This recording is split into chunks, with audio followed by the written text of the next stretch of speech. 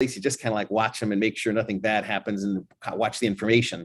And the trick is not to do anything. And Leir's Pokers was a great way not to do anything, but still be right there at the desk in case anything news came up. We could see what was going on.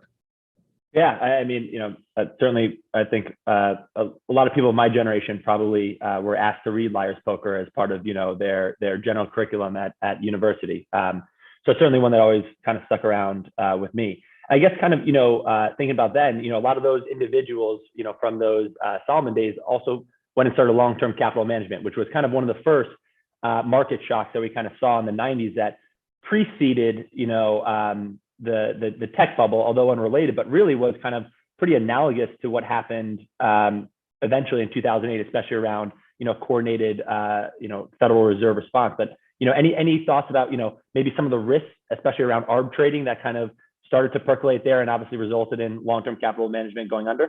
So it kind of relates to today's topics, which is about the consequence of risks of financial innovations. Initially, the ARB desk was doing very much similar trades to long-term capital management. So kind of, Mike, I'm sorry, if I could actually stop you, maybe for some of our listeners, you could first describe sort of what an ARB trade is. Sure. An ARB trade, a classic ARB trade, is where you're buying long and short something. So basically eliminate or squeeze out the risk and have a pretty high expected value return in the middle. Now, a perfect arbitrage is where you're kind of buying gold in New York and selling gold in London at different prices and shipping it back and whatever, and you're able to make a profit. But what we were doing was more statistical arbitrage, where we knew something about the markets. In particular, we had developed models of the yield curve where we really had much better understanding of how short rates related to long rates and what the dynamics were and how it related to Fed policy. And so we could model those things very explicitly, which allowed us to take what people consider different markets and have them statistically related, and we can then squeeze out value from them. So again, that's the short answer. But the key, right, is that like the way you're describing it, the best ARB is obviously a riskless ARB where you actually have zero net exposure and no risk on the table. You're just collecting the price difference between the long and short position with the assumption that they eventually converge. Correct. And so we would do, for instance, cash versus futures ARB, which is a pretty solid ARB because the futures mature in 3 months or 6 months or whatever, and 1 month. And so that's pretty good ARB. Harder when you're doing kind of ARB where you're looking at kind of caps and floors, which are options on LIBOR and short-term rates versus options on Treasury bonds or options on swaps, which are 5-year swaps, for example. That's more statistical arbitrage where it's not taking out all the risk, but you can take out a lot of the risk. And the differences were so great that it was hugely profitable. And the key there is obviously at least a perceived inefficiency within the markets, right? I imagine a lot of those 1980s, early 90s opportunities have sort of been arbed away, for lack of a better term, where now they're just such liquid and efficient markets. So I think that's right. So again, it was kind of a golden time on Wall Street, weirdly, because it was a moment when actual academic finance knew stuff that was relevant for practical finance, and it was not generally known. And so, how to price options, which is now, vanilla, and it's just an app, you can do it in Excel and whatever, there's a million programs to do it. Those original understandings of sort of the structure of the yield curve and how to price options were not actually so well known. And so academics really brought something to the table. And so, as you know, the ARB group was composed pretty much entirely of PhDs. Almost entirely PhDs. And so, we were bringing this new technology, and, JM gave us the kind of cover to be able to take on positions and he dealt with sort of the politics, if you will. And we just kind of put on trades that looked like they made money, and they did. And LTCM took that and kind of put that on steroids.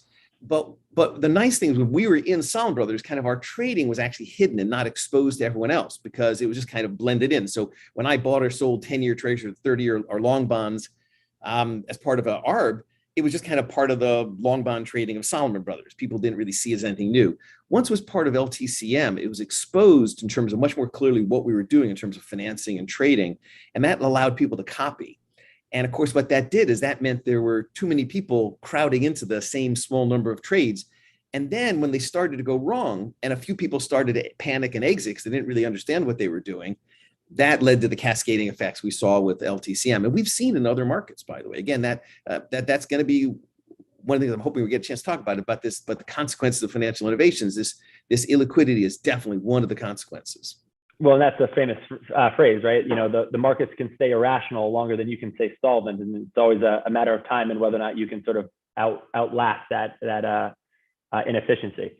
So no, I do want to actually hit on some of those financial innovations, and maybe you could kind of expand on what those innovations were at the time and sort of what you're kind of seeing now that maybe, again, not suggesting that we're on the same pathway, but certainly there are new technologies that are maybe not as well understood at present that certainly can present some risk to the market. So let's take a step back, if you don't mind, and let's just talk about what in general, I think financial innovations are doing in the world. The first thing that financial innovations do is they improve productivity and help you manage risk. And they are super valuable and super important. And there's a ton of financial innovations that are in the marketplace that we just take for granted. We don't even think about. I mean, think of a money market mutual fund. That was an innovation 50 years ago, but today it's just kind of a place you put your money, right? So I mean, or maybe a place you put your money. And so, and those kinds of mutual funds and index funds were innovations, but are kind of ways for us to manage risk in an effective way. So innovations are not fundamentally bad. In fact, innovations are wonderful and we need them and want them. However, there are sometimes unforeseen consequences. And that's where we come in, where I wanted to talk about. So the first unforeseen consequence is they very often lead to financial bubbles. So financial innovations, financial bubbles are totally interlinked because when you're doing something new, it's easier for people to make a mistake and misprice it. If it's a product that everybody's extremely familiar with, it's harder for them to misprice. So, again, and if it's a product that they're buying and selling that's liquid, that they can make changes for all the time, again, it's harder to misprice. So if you're buying toothpaste, it's kind of not very consequential. If you don't like Colgate, but you like, the other one instead, Crest, whatever, or vice versa, they're not consequential. But if you're buying houses, it's large and lumpy, people just don't have that experiential variation. And again, financial innovations looking at different kind of securities have some of the same risk.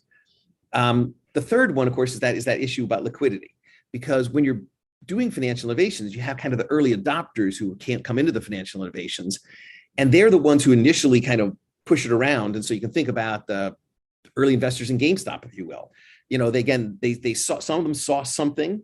There was kind of an innovation. They drove it higher because there was actually more value than it was kind of then priced in it at that time.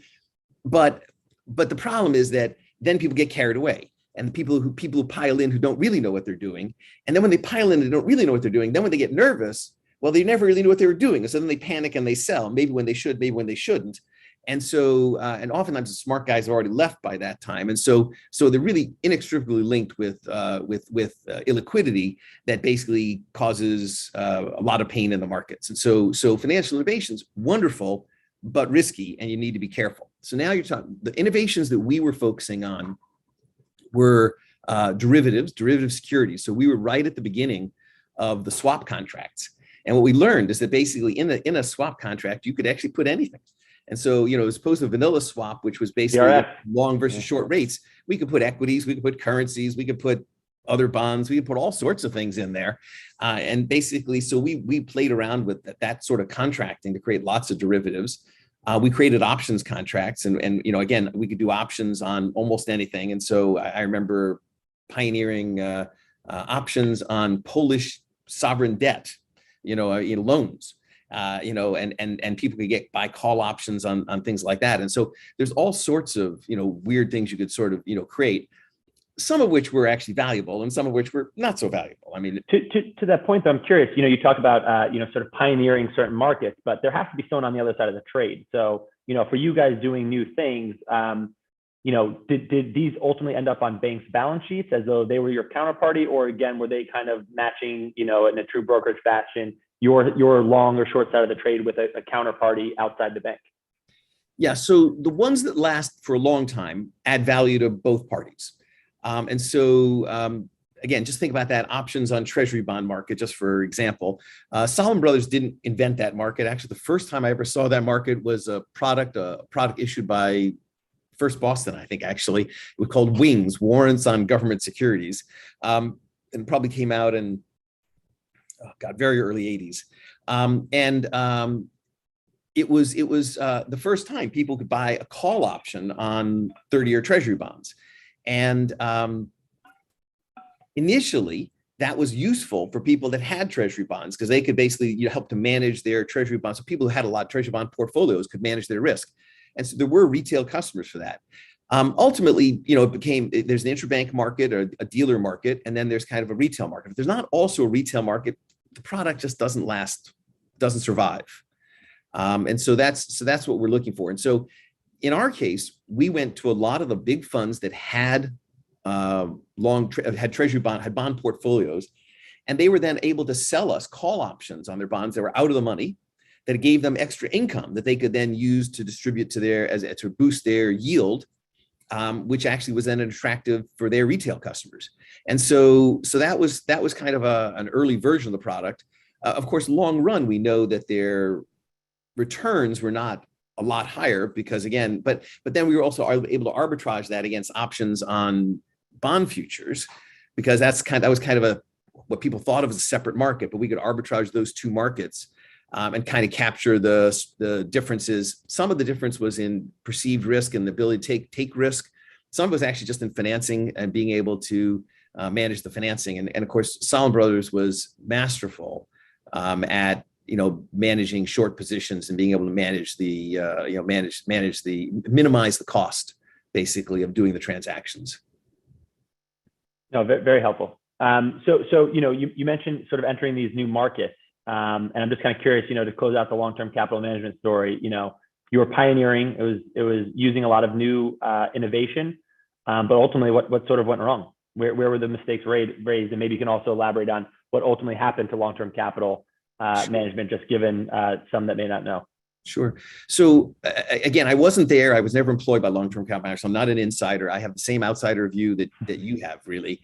But basically, they were doing the trades that they'd always done at Salomon Brothers, where they understood the risk but they just didn't recognize that everyone was copying their trades on the outside, and they didn't recognize, I think, that when things went wrong, they would have the stomach to take the risk and manage it, but the other guys were going to, basically puke out their positions, and which they did in an ugly way. And that basically then caused them to have larger mark-to-market losses, which caused their funders, because now they weren't Salomon Brothers dealing with, they were dealing with outside funders, to become nervous. And so they basically were bearing more risk than they expected, because they just didn't know that these other people were going to behave in such a wild and irrational way. That's something. Crowded trades has now become a phrase that is now widely common, but at the time, nobody really thought about crowded trades. And so those trades became crowded, and that led to that illiquidity. Financial illiquidity is one of the consequences. And long-term capital management basically went out of business, got bailed out by a bunch of other firms at kind of a distressed price. And a lot of people who were in it, lost a fair amount of money in that consequence. And essentially just to unwind the trades as much as anything. But what also I think was interesting is that, I don't remember what their peak assets under management was on a levered versus unlevered basis, but essentially one institution with one set of trades really caused a ton of market stress. I think the contagion was contained, given obviously the Fed coming in and giving a little bit of a mandate to some of the banking partners to step in. But certainly there's, byproducts of that within the Russian ruble. And also there's just a little bit of a freeze up in the credit markets. So maybe you could expand a little bit on, the impact that, even an individual player could potentially even have, to the markets at large. Well, again, not to get ahead of ourselves, but to bring it to current events, basically people get comfortable with the markets. And then when they get surprised and they realize that there's more risk or unexpected risk or something that they didn't expect, they shy away from the markets. And so basically we've just seen kind of the stock market going down as people start to worry unexpectedly about a debt default in the US dollar or a major crisis in China with a real estate company. And so again, it's unexpected things. It's not the risk you expect. It's the unknown risk that basically surprises you and then basically says, whoa, I don't really know what's going on. My response to that is I'm going to reduce my risk in general. So I'm going to sell some of my stocks and take some of my money and put it into cash while I then sort out what's actually going on. And that very human reaction can have very significant consequences, especially, and it, again, these financial innovations are the place where it happens most because there's least liquidity, least depth, least understanding, greatest chance for mispricings. That's great. So to kind of, then, pivot the conversation to present day, right? And certainly I think everyone's trying to find the right analogies, right? We have an equity market that's, run up substantially. And as we mentioned, a lot of loose policy behind it that's really trying to support the economy and markets at large. We've got Treasury yields at some of their lowest records ever, or the lowest levels ever on record. And then also we have, some small one-off potential shocks. We're seeing inflation, which could be transitory. Certainly Fed Chairman Powell believes obviously we're seeing some additional supply chain pressures, but again, inflation in their estimation is something that will be transitory. We're seeing a bit of a trade as far as reducing exposure to some growth stocks and to value.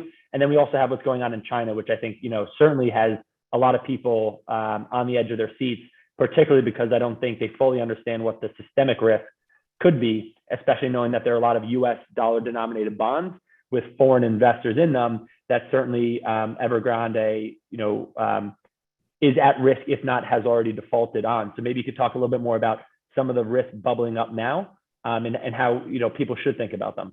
So again, risk is all about perceptions, and value of securities is all about what you expect to happen in the future.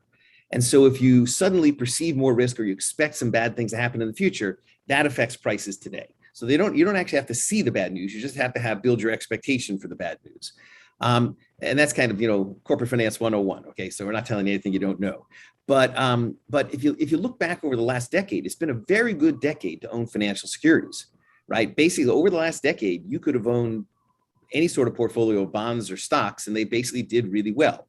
And if you just bought and hold, it's basically been a very strong performing market. That has led people to get very comfortable with the markets. And so people who have been trading for, again, only the last decades have only really seen kind of good markets. They haven't really seen major crises, major failures. And so people get more comfortable. And then, as you pointed out with treasuries, with bonds in general, yields have gone down. Yields have gone down a lot. And if you're my age, at one point, people bought the 14s of 11. That was a treasury bond that had a 14% yield, a coupon, right? It was remarkable. And and those bonds are all gone, or they matured, of course. But people kind of get used to that yield, and they depend on that yield. People on fixed income, they had that investment, they were consuming that yield as part of their regular consumption of retirement. And so what we've seen is basically that yield has gone down. And so now the number is, well, I think the number today is probably around 10-year treasuries around 1.5%, but it was 1.3%. And briefly, actually, it was below 1%. 50 basis points, I think, was at or near the low during the peak of the COVID market stress. Right. So, so the 10-year treasury, if you bought one, right, you put $1,000 into a 10-year treasury at 0.5, at 1%, just for argument's sake, you're going to get $10 a year as your payment. Well, that is really not a lot of money to consume to, support your lifestyle. So people then reach for yield. And so people have reached for yield. And so we've seen a tremendous compression. So the bonds that are more risky. So let's say the BBB bonds, again, investment grade, corporate bonds, good quality corporations, but not default free. Those yield spreads were 1.5 or 1%. And now they've been crushed down to very small numbers. And then, of course, people start investing and then people still reaching for yield. So suddenly they're buying, I got to pick on them, but, Nigerian or Venezuelan bonds or something or other, in order to kind of get, more yield, but then they're taking on a lot more risk. Now, we haven't historically seen that many defaults. Again, this decade's been a good decade. We haven't seen major sovereign or even major corporate defaults. And so people then get comfortable. They get their coupon, they make their money on the, just not to be pejorative, Nigerian bonds or whatever it is. And then they feel comfortable and they kind of continue to take on more risk. And then suddenly something happens, like the risk of a possible US government default on their debt, the possibility of a major failure of Evergrande, a huge $300 billion debt real estate company in China. And they say, whoa, never thought about those things. And so suddenly they say, well, that could potentially happen to my Argentinian bonds or my Nigerian bonds or my whatever. And or my private equity leverage finance bonds, by the way. It's not limited to sovereign debt. And so those yield spreads, which gotten collapsed, kind of start to widen out. As they start to widen out, of course, that means they go down in value. People then recognize the risk. We started to see that with interest rates going up. And as you mentioned, inflation is a risk that pushes all interest rates up as well, causes the bond prices to go down. And so suddenly people start to say, well, geez, some people say, I'm going to get out of risk and I'm going to put my money into cash. Some people say, I'm going to buy those, but I'm going to take my money out of equities. So I'm going to do a swap where I get out of equities. I'm going to buy debt because now the yield is better on the debt than it was on the equities. And so you see a general shrinking of their risk portfolios. Again, normal and not a problem as long as there's enough liquidity and it happens kind of smoothly. When there's a financial crisis, a bubble pops, a liquidity crisis, things can really gap down in a very severe, sharp way. And that's where people really get hurt. Well, so I have two questions on that front, and that was very enlightening. So my first question then becomes, how do you or one think, especially in terms of, we'll call them more liquid securities or public market securities that are very tradable, how does one think about those types of risks now, knowing and having experienced something, let's say along the lines and talking more broad markets as opposed to anything individual like a GameStop or any individual security? But you go back to March of last year, you see, these massive declines in an intra-month basis of, 30% or so, I think on the S&P 500, maybe it's 35%, from the February peak through March 23rd, or, I'm not sure if I have my dates correct, entirely correct, but right. Generally speaking, you see a really large drawdown, yet all of a sudden markets rebound quickly because they see the Fed has learned, if nothing else, from the financial crisis of 2008, how to act very quickly, very aggressively, knowing that one of their major policy tools of cutting rates really doesn't have much room to run, considering that they're already at the lower bound of zero or near. So how do you also then think about risk in terms of what is temporary, knowing that, the Fed certainly is using more and more of its ammunition to fight financial market stress, but also the efficacy of them going forward could be diminished. But also having lived through COVID, seeing how quickly the markets can rebound, and obviously staying in that trade was the right thing to do, no matter how painful it was, to your paper portfolio. So, first, a small bit of personal finance advice. If you have a long-term strategy, and I recommend people have a financial advisor, a fee-based financial advisor who can help guide them to things that make sense in terms of their risk and their portfolio. Once you have a good strategy, you should not be overreacting to market news. If it's a long-term strategy for your retirement, you should basically kind of buy and hold and make adjustments on the margin where it's appropriate, where things are changing, where your life circumstances are changing or risk overall is changing, but you shouldn't try to time the market and bail out, whatever. So I'm going to tell people, the advice I give to people who basically had their financial statements mailed to them on a quarterly basis for their whatever, the IRA or 401k or whatever it is, take that statement, stick it in a drawer unopened. Don't bother looking at it, because it's going to, if you see it going down, it's just going to make you feel bad and you think you're going to make a mistake. But if you just kind of hold on, so that's kind of personal finance advice. Okay. But having said that, when people are panicking, they sell what's liquid. They sell what they can sell. And so again, let's say they have a portfolio that's mixed, that's some stocks and some crypto. And let's say the market really freezes up in crypto, where suddenly there's nobody who wants to buy it because there's a panic in the market. What they're going to sell is they're going to sell their stock. They're going to sell their perfectly good, Ford or GM or GE or, whatever, US stocks. They're just going to sell those because that's what they can sell. That's where there's liquidity. That's where there's a market. That doesn't mean that's where the risk is, but that's what they could sell. I mean, the analogy is you're on a boat and it's starting to sink, and you need to throw something overboard to lighten the ship. You throw over the stuff that's not bolted down, right? The stuff that's bolted down that's kind of more liquid stays. And you start throwing over the deck chairs and whatever is kind of at hand. And so that's definitely the market reaction we see. So those panic dips can be a good opportunity to buy like those equities that you saw like in the March dip.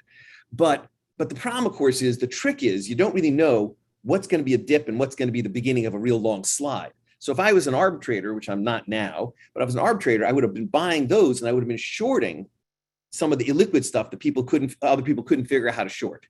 Because either what's going to happen is that illiquid stuff is going to drop down a lot, and I'm going to or there's going to be a rebound and my stuff that I bought, the liquid stuff, is going to rise. And so you can actually take advantage of markets like that. And that's definitely a strategy. The problem is it's not a good retail strategy. Regular people can't go short the kinds of things that as a dealer we could go short through structured finance, through those swap contracts, through whatever, and through borrowing it through people that we just knew. So it's not a game for retail guys, but it is a profitable. There's a potential opportunity where you can basically recognize sort of the pattern of behavior that when there's initial shock, the first thing that goes down is not necessarily where the most of the risk is. It's the thing that they can sell. Liquidity.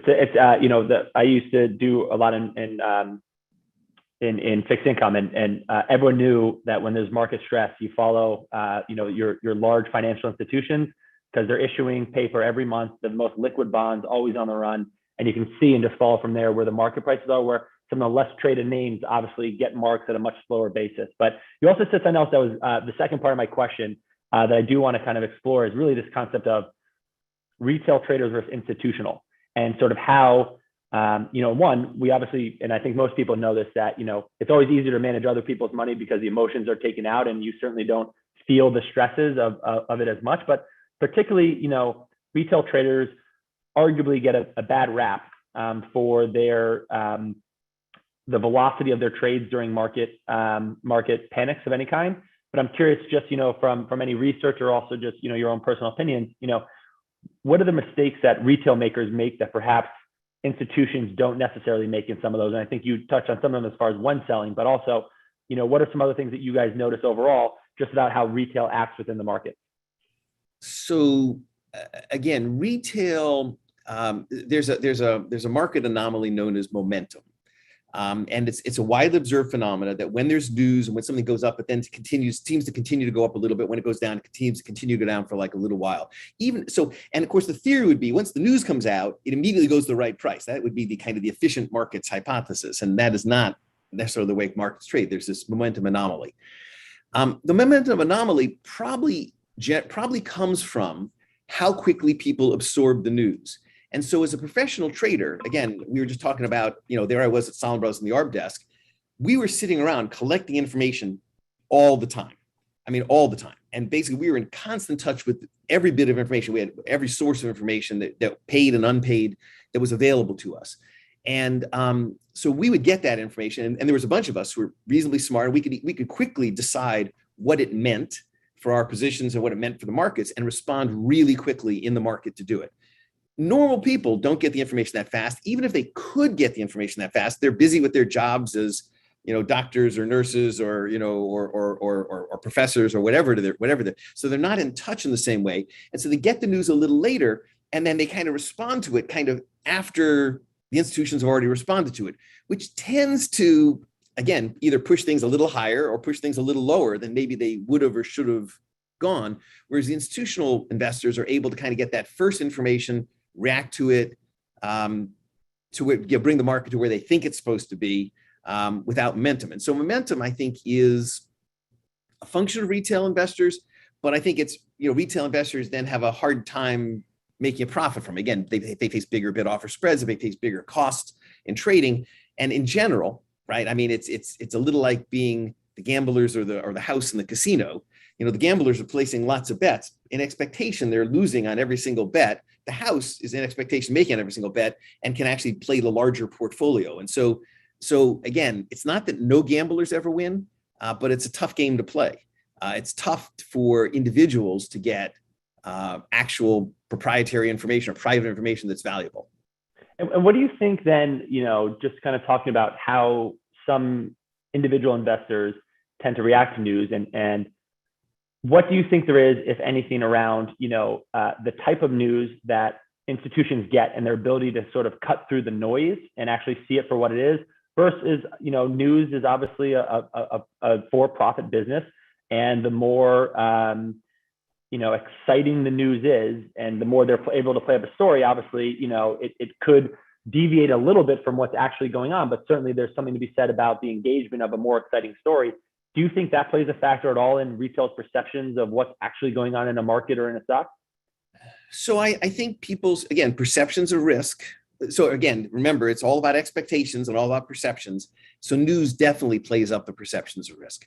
And again, it's a good story, as you point out. And we've seen several times when there's kind of a hurricane coming our way, this could be the big one. Well, maybe it's a rainstorm, maybe it's not. Sometimes it is the big one. Sometimes it really leads to a lot of, damage and flooding and whatever. And so, but in the lead up, it's always the highlight from the weather is always about, the disaster that's about to get, the cyclonic bomb that's about to hit us, whatever that is. And so, so that's definitely a phenomena, and people are programmed to be very responsive to risk. I mean, again, as early humans, we would hear a rustling in the bush and we would think it was a tiger. And so we would quickly run away when it may have just been a bird rustling in the bush. But if you ran away, you weren't going to get killed, right? So it was good to respond quickly to the risk, even if it turned out to be just a harmless bird in the bush. And the same thing is true. We're still programmed the same way. And so we're very over-responsive to risk. As a professional, you kind of get a little inured to it, and you're playing kind of a larger portfolio game. And so you can be less responsive to the risk. Yeah, I think there's also something to be said just about, certainly evaluating each risk and, applying to them the merits to it. And really just about being aware and conscious of them and know how it could affect the portfolio. One thing I always remember thinking about is kind of an unintended buildup of risk, where you might think, to your earlier example about, maybe someone owning Nigerian bonds, some of those Nigerian bonds you might think are sort of independent of other market activities, but then you think about maybe some of the businesses that, again, create revenues within Nigeria, and you think all of a sudden about the knock-on effects, and all of a sudden you've got another portfolio that you have where they're really a little bit more intercorrelated, at least during times of crisis, than you might think. And so certainly one to think about, how in certain events, all these different pieces can play a part.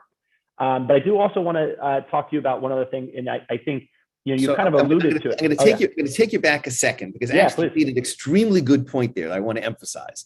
And that is, it's not a bad thing to take risk when you know you're taking risk. If somebody's buying a Nigerian bond and they know they're buying a Nigerian bond, they're comfortable with the risk of Nigeria, and they're following what's going on politically or economically with oil or politics in Nigeria, whatever, totally good. And if somebody's buying cryptocurrency and they know what they're buying and they recognize that it could go up by a lot, but it could go down by a lot, and they totally good. That is actually what makes markets work, and that's a wonderful thing, and it's a great role for investors in general, retail investors in particular, to play.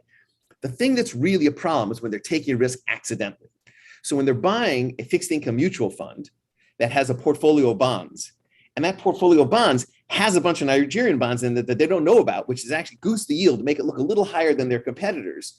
And so they bought that one because they thought it was like, I'd rather get a 1.6% yield than a 1.3%, 1.4% yield, whatever. So they goosed the yield a little bit by buying this large slug of Nigerian bonds. The problem is they're not paying attention. They don't really know they own Nigerian bonds. And then when there's a crisis in Nigeria, suddenly there's a big market loss in their portfolio. Whoa, I thought I was just, earning like an extra couple, 20 basis points. I didn't really know that I was taking this big risk. We saw this, of course, in a dramatic way during the 2008 crisis, when a whole lot of people were buying AAA CDOs, collateralized debt obligations. And remember, those collateralized debt obligations were backed by mortgage securities that were backed by subprime mortgages, and they were also CDO squares that were actually backed by CDOs. So again, the retail investors thought they were just buying a AAA rated short-term bond that had a better yield than Treasury, comparable AAA Treasuries, but really they were backed by something that they didn't understand. So they were taking on risk they didn't understand, and it's that really causes the financial crisis and the financial catastrophes. And that's really the problem of the financial bubbles, is when people are taking on this unexpected risk. And then when they discover it, they like, whoa, I didn't think I was buying Nigerian bonds. Oh, I didn't think I was buying subprime mortgages. I thought I was just putting my money into a safe thing. And that's when they kind of panic, and we end up with these liquidity problems. Sorry, I just wanted to, there's a point you made. I just wanted to kind of expose it. I think it's great. There's maybe one or two more questions I have. And the next one's kind of certainly around knowing some risks that you're taking. We talked a lot about liquidity, which, common saying is always, there's always liquidity, but it's at a cost. And the question is sometimes at what cost? So then, I think one thing that I've always found enlightening that I'm not sure everyone's always aware of is, there's been a massive proliferation of ETFs. And structurally, I think, it's very hard to argue against the benefits of ETFs. But I think also in terms of liquidity, there's a bit of a misunderstanding by a lot of people within the ETF market as far as what the true liquidity is of the ETF, and certainly the difference between what are the tradable ETFs and what's tradable of the underlying securities. And we see during periods of market stress, certainly some arbitrage opportunities, but also a large divergence depending on the liquidity of the underlying. So maybe you could expand, a little bit just kind of on a little bit of the structural inefficiencies of ETFs, particularly in periods of market stress. So rather than address ETFs directly, I'm going to take a side route and talk about a security that's an older security that also grew very rapidly and then had a bad end. Structured investment vehicles, SIVs. SIVs were a product that was created in the 90s, I think, actually. But structured investment vehicles were first created, and they were basically a way for banks to take a bunch of assets off their balance sheet and to put them in this structured investment vehicle, and where they could manage those assets, they get the benefit of those assets, but they didn't have to pay the regulatory charges for having those assets.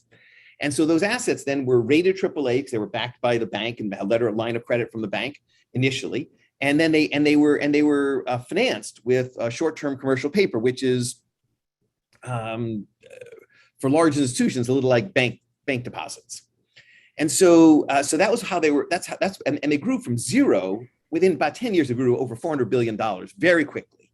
But the problem again is people didn't really understand the underlying risks they were taking with this SIV debt. When people started talking about subprime mortgage crisis, one of the very first things that happened is people said, "Well, this is institutional investors. I am no longer going to finance these SIVs because I really don't quite understand them." And so they stopped financing them, and immediately the SIVs collapsed, and there was tons of bankruptcies, and there was probably $50 billion in losses. And that was actually right at the beginning of the subprime crisis. And actually that led to a failure of like a hedge fund that Bear Stearns was running, and that led to a failure of Bear Stearns, and these things kind of cascaded. And so once you see this risk happen, people start to, cascade this risk. Okay, now we go to ETFs. ETFs are kind of fundamentally a good idea. They're a little bit like diversified funds, and basically, but except they're tradable.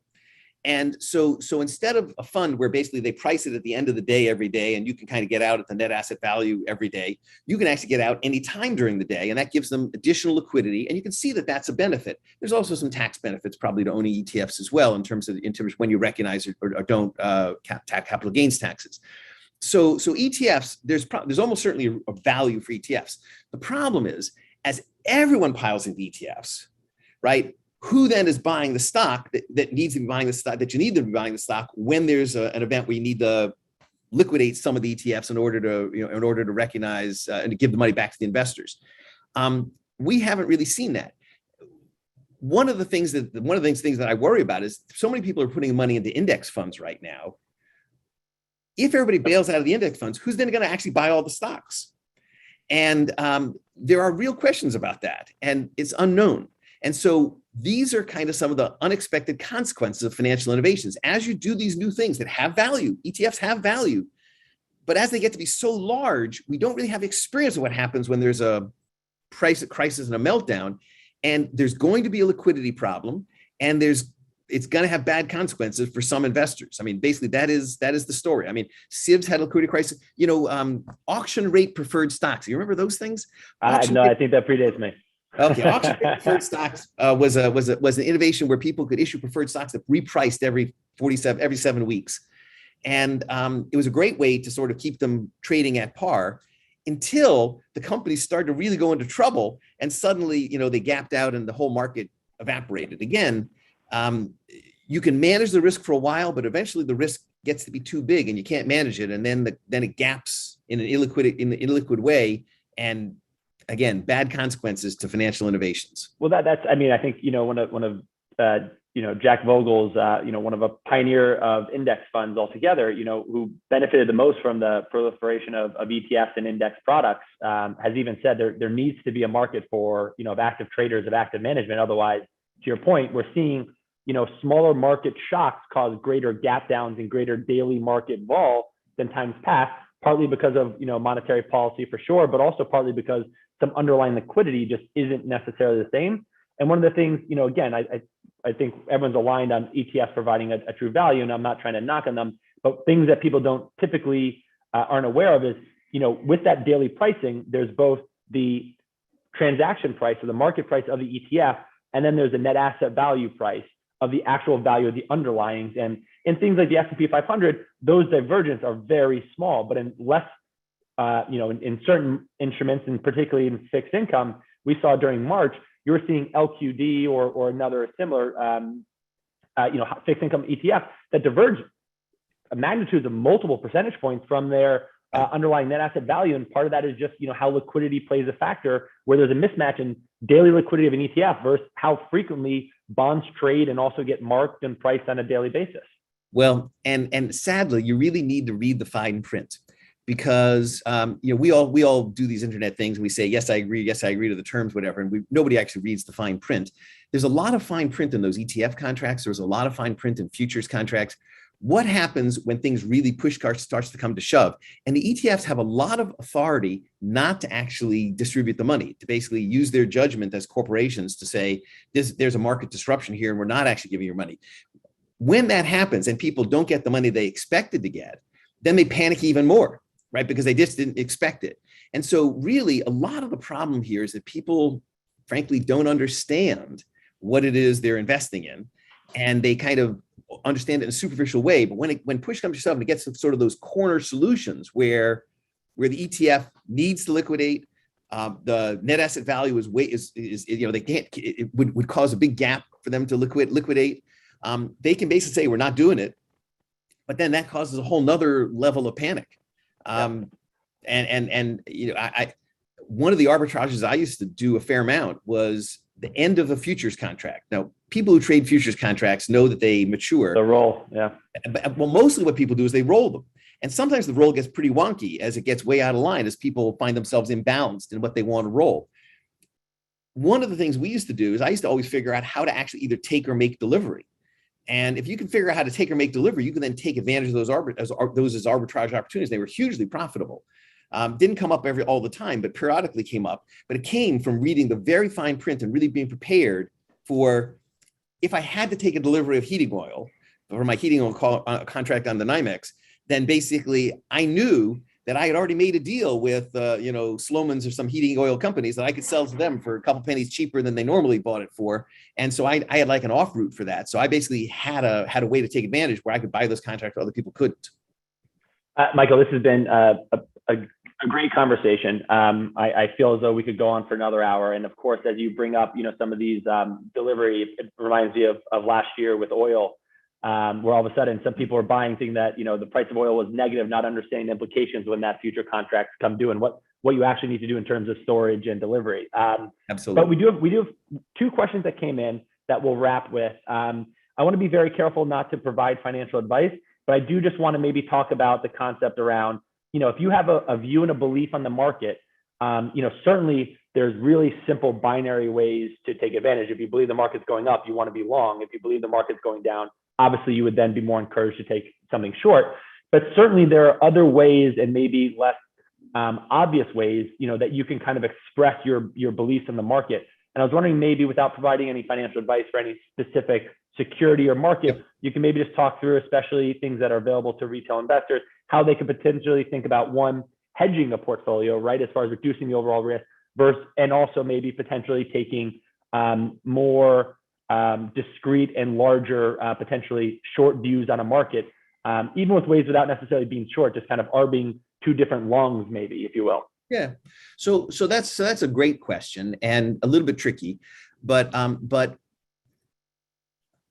to preface it, let's start off by just kind of putting out there the thing that we probably all know. We are in the middle of a huge financial bubble. Okay, there's really just no question that we are in the middle of a huge financial bubble right this minute. You pointed out earlier that bond prices are lower than they've ever been. Yields are, higher yields are lower than they've ever been. Stocks are kind of making record levels. And we're in a financial bubble. There's just really no question about it. And you can see that. One of the best indicators, you can see that by weakening of legal contracts. You can see that by crushing of credit spreads. There's a whole lot of indicators. We're in one. What is the financial bubble? it's a combination of things. There's probably a bubble in crypto. There's probably a bubble in private equity and startup companies. There's probably a bubble, and there's almost certainly a bubble in debt, particularly where the credit spreads for high yielding debt. Again, the emerging market sovereign bonds or the private equity leverage finance. Okay, so we're in a bubble.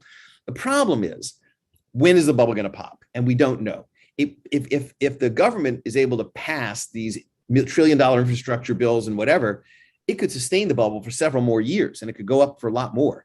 Or there could be a financial crisis, a debt default, all the bills fail, Evergrande fail, and we could see this thing pop within weeks or days or even hours.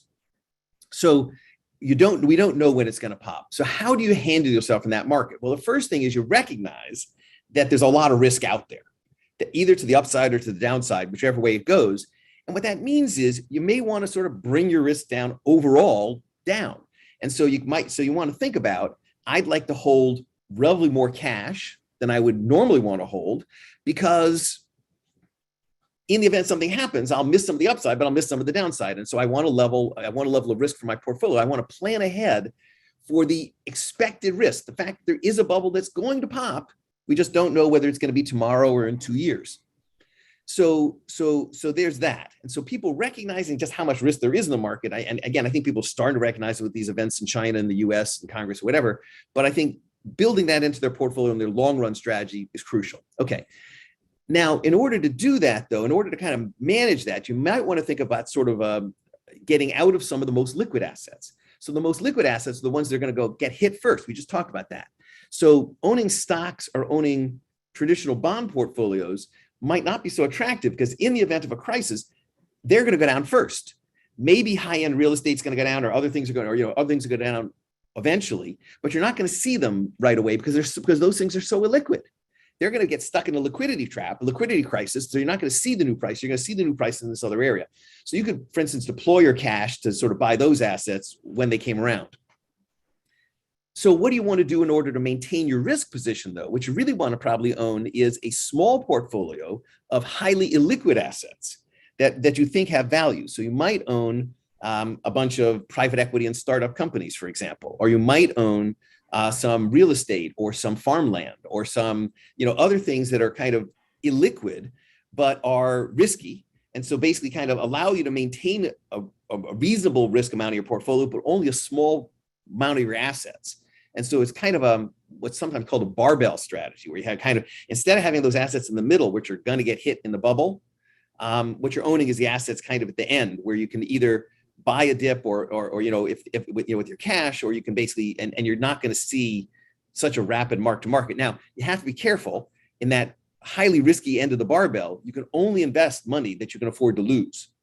So basically that's a matter of investing a fairly small amount of your portfolio, but you can then put it in kind of highly risky assets. And you might have 5% of your portfolio in highly risky assets, recognizing I might lose that 5%, but then I at least have that risk exposure so that I'll benefit, if for the next 2 years the market continues to go up and the Evergrande gets bailed out by the Chinese and they avoid the debt, default in the United States, and the infrastructure bills pass and, whatever. So then we're going to see a lofty mark for the next couple of years. You're able to participate in that market as well. Anyhow, so that's maybe a very long answer to kind of I think AI and everybody thinks about.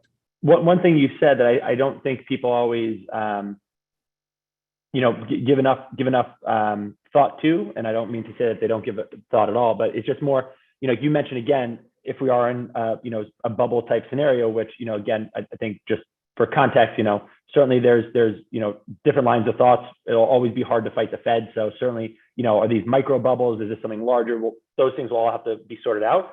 But certainly, especially if you're trying to go against a long market, timing is unfortunately very hard to do, and also something that you have to time fairly well, especially if you're going to take a discrete short position to do well. But in your example, especially around either private markets or also even just a cash strategy, the cash strategy works well, especially if you're willing to pull the trigger when stocks are falling or have fallen quite a bit. But I think some of the other things that people can consider, and again, not providing financial advice of any kind, is of course you can sell out of the money call options if you want to get some income. You can certainly buy puts on large indices. But overall, there's something just to be said about, putting some thought into what this financial environment is providing and who you think the winners and losers are going to be. Certainly, last year, if you were able to have the foresight to understand how the result of COVID was going to force people into a work from home environment and certainly rely more on digital technologies of some kind, and you knew that maybe some of the more cyclical businesses, could be a little bit slower to come back, knowing that there were shockwaves that are going to permeate. Those are some other ways that even by taking long positions, you can certainly change the outcome of any one event. Certainly, take some foresight and some chance, right? Because everything has to play the way that you predict it within your model or within your forecast. But there are other ways that way. And, certainly I think with Google searches, you can see other ways that you can make decisions on the direction of the market and how to take advantage of them. Certainly, I think one thing that's a takeaway for me on this, Mike, and I think you agree with this, is that certainly you need to understand how financial products work. And there are ETFs that track things like the VIX. And sure, if volatility is rising, you might want to own the VIX. But the way that those ETFs are able to gain exposure is relatively not the same way that you might think about owning VIX directly. So certainly make sure that you're doing all of your diligence and becoming fully aware of some of those risks. And with that, Mike, I want to turn over to you for any closing remarks. We've fought it for 30 minutes. This has gone on for an hour. I feel like we could go on for another 2 hours, but certainly appreciate you and want to give you any chance for any closing remarks. Look, I think the markets are tricky, but financial innovations are great. They are what power us to create new opportunities. So I'm not against financial innovations, but I would say people have to really understand what they're investing in. If you don't understand it, then kind of don't invest in it. So basically, don't invest in the thing that your neighbor's cousin told you was a good idea. Make sure you read the fine print. Make sure you know what you're investing in. If you know and you really understand it in a deep way, then at least you understand the risk you're taking. Things may or may not work out well for you, but then you're not going to panic when things happen that are bad outcomes because you already sort of saw the possibilities. That's great. Thank you. And just a quick disclosure item. I believe I mentioned an ETF by LQD. I do not have any positions in that security. Mike, I'm not sure if you mentioned anything outside of Nigerian bonds, but certainly if you have a position in those, if you could please disclose. No position in Nigerian bonds, at least not that I could help. So, but yes. Okay, that's great. So thank you everyone for joining. Again, Mike, thank you for the time. I thought this was a great conversation. For those that want to listen to other episodes of The Yield, please visit and subscribe on Apple Podcasts, YouTube, and Spotify. And for any questions on YieldStreet, please visit www.yieldstreet.com or email us at investments@yieldstreet.com. Thank you so much.